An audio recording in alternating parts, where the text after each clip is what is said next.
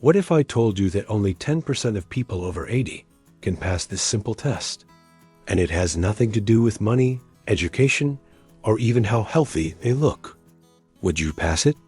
Or would this be the moment you realize something needs to change today? Stay with me, because this might be one of the most important conversations we ever have. I've seen channels like Golden Wisdom After 60 and Life Advice for Older People talk about strength, independence, and aging gracefully. But today, we're going deeper. We're talking about something so simple, so small, that most people laugh when they first hear it, until they try it. And then, silence. Here's the test. Sit in a chair. Cross your arms over your chest. Now stand up, without using your hands, without rocking forward 3 times, without holding your breath. Just stand up, smoothly. Sounds easy, right? It's just standing. We've been doing that since we were toddlers.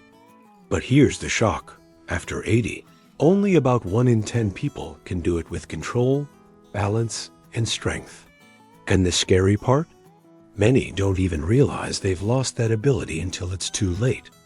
Because strength doesn't disappear overnight. It fades quietly, like an old photograph losing color. One day, you're gardening for hours.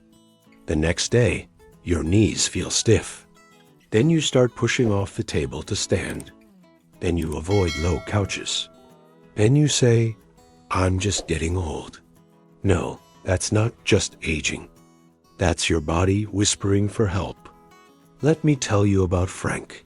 He was 82, proud, independent, lived alone, drove himself to the grocery store every Sunday. One afternoon, he tried to stand from a low recliner without using his hands. He couldn't. He laughed it off. Sighed, "Well, yes, I need a new chair." But deep down, it shook him. Because for the first time, he felt fragile. And fragility is not just physical. It's emotional. It messes with your confidence. And once confidence goes, activity goes. When activity goes, strength goes faster. It's a cycle. A quiet, dangerous cycle. Now here's the emotional part. Passing this simple stand-up test isn't really about legs. It's about independence. It's about being able to get off the toilet without help, being able to rise from a fall, being able to live in your own home. And no one talks about that part enough.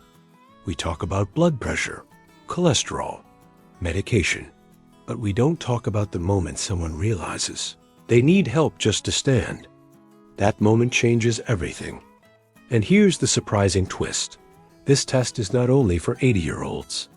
If you're 60, 65, 70, this is your warning. Because what you can't do at 80 is often decided at 60. Muscle loss starts earlier than most people think. After 50, you can lose 1 to 2% of muscle every single year if you're not actively using it. That doesn't sound like much. But over 30 years, that's massive. And the worst part? Sitting accelerates it. We sit to eat, sit to watch TV, sit to scroll, sit to rest, sit to wait. Our ancestors didn't sit like this. They squatted, they walked, they carried things. They got up and down from the ground daily. Movement wasn't exercise. It was life. Now let's be honest. Some of you tried the test while listening. Don't lie. You paused the video. You crossed your arms. You tried to stand up without using your hands. Maybe you did it. Maybe it was harder than you expected. Maybe your knees cracked a little. Maybe you rocked forward first.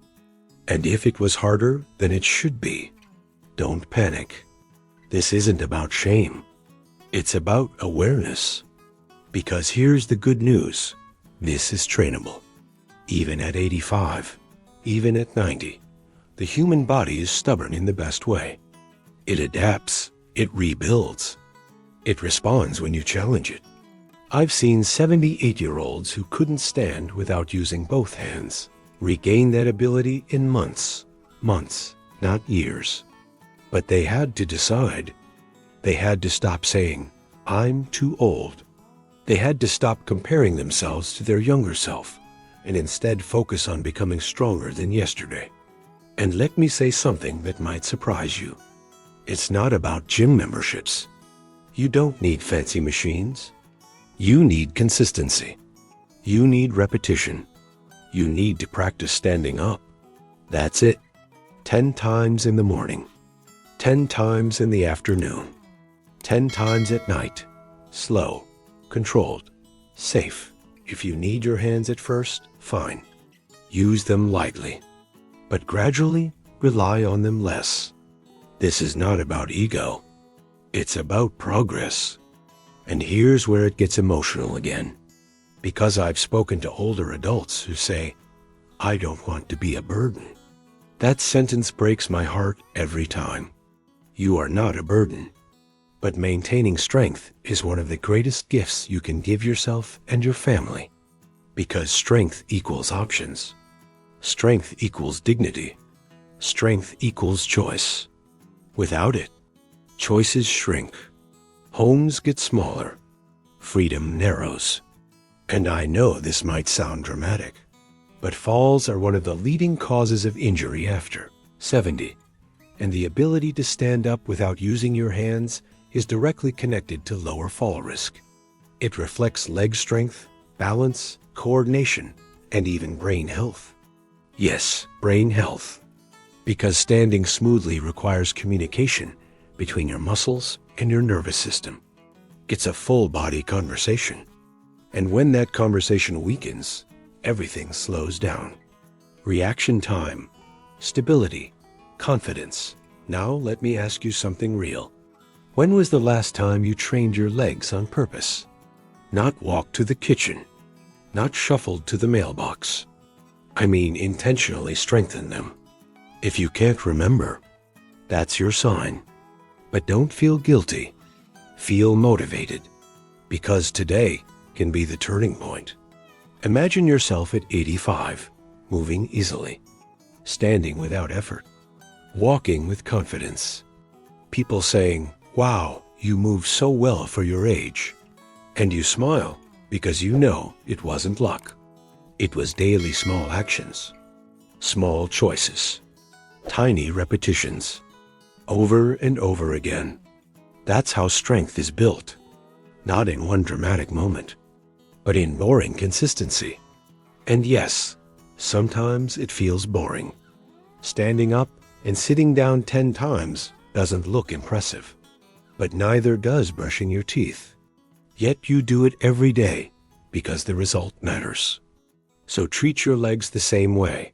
Maintenance, daily care, non-negotiable. And here's something almost no one says out loud. Fear of falling can be more dangerous than falling itself. Because fear makes you move less. And moving less makes you weaker.